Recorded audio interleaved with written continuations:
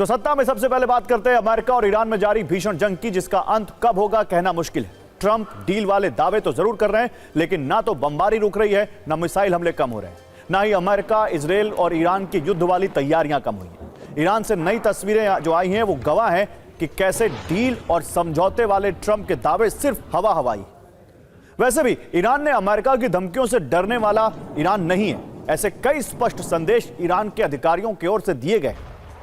Trump ने Iran को 5 दिन की मोहलत दी है।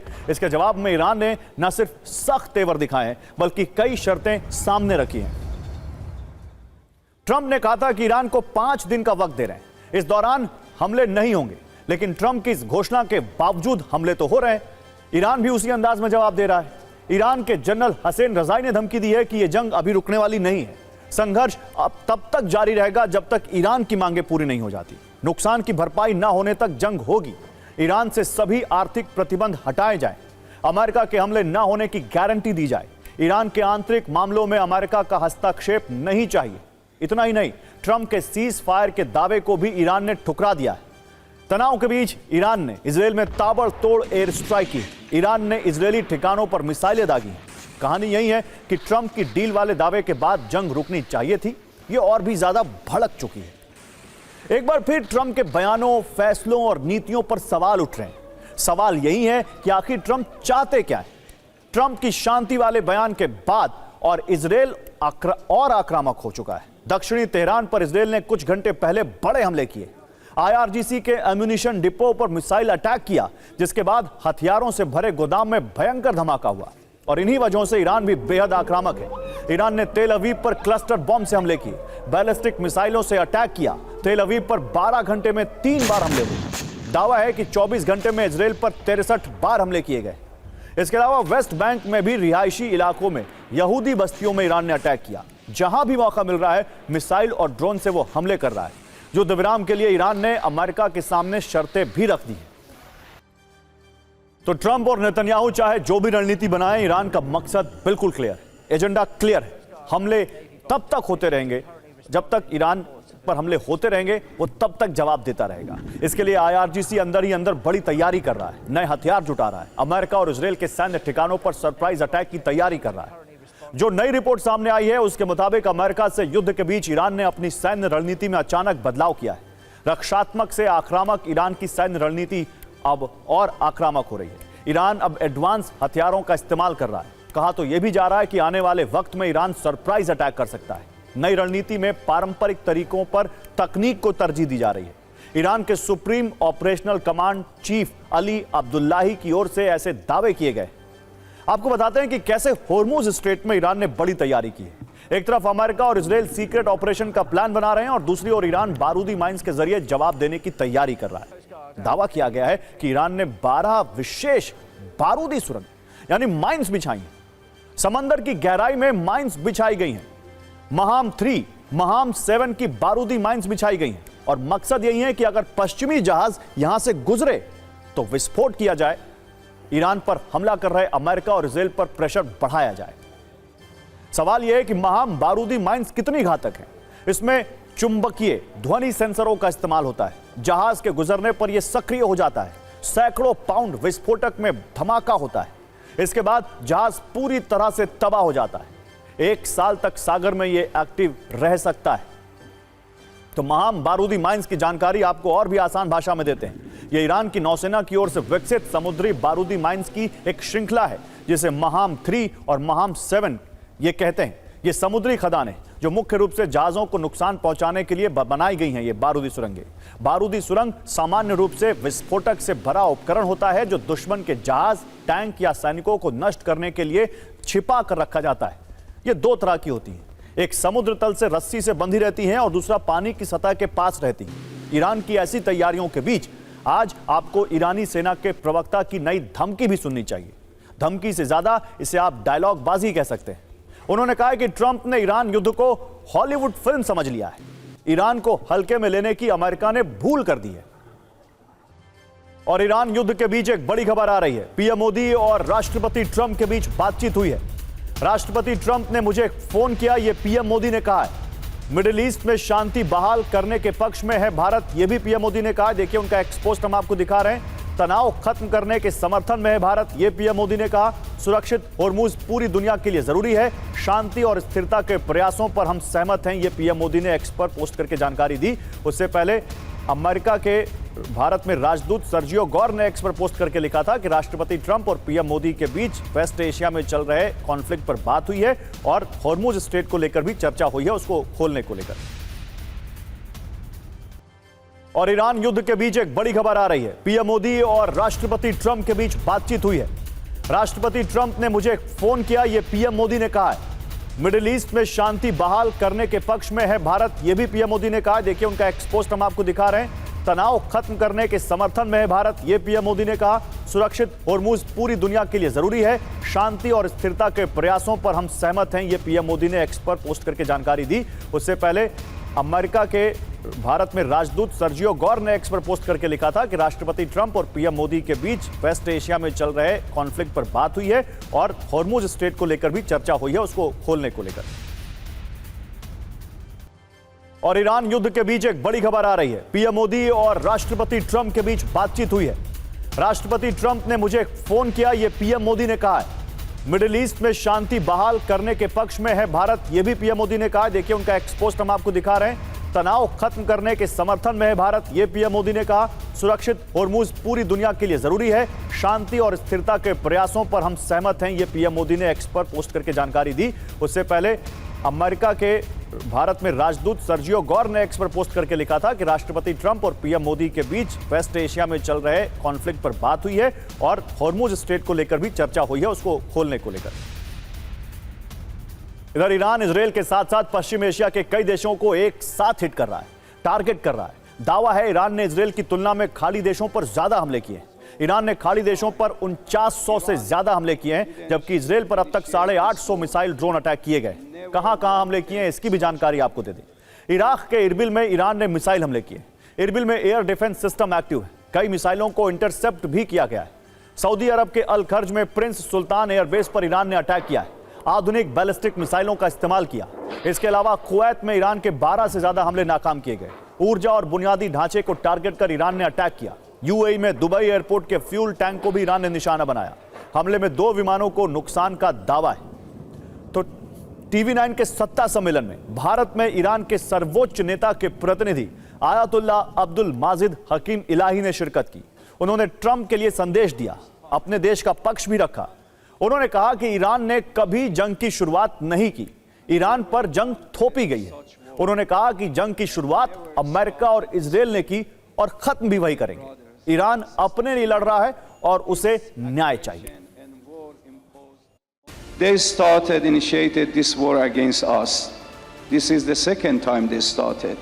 The first time we were on the negotiation table, but they break it down and they initiated the war against us, which is named by 12 Days War.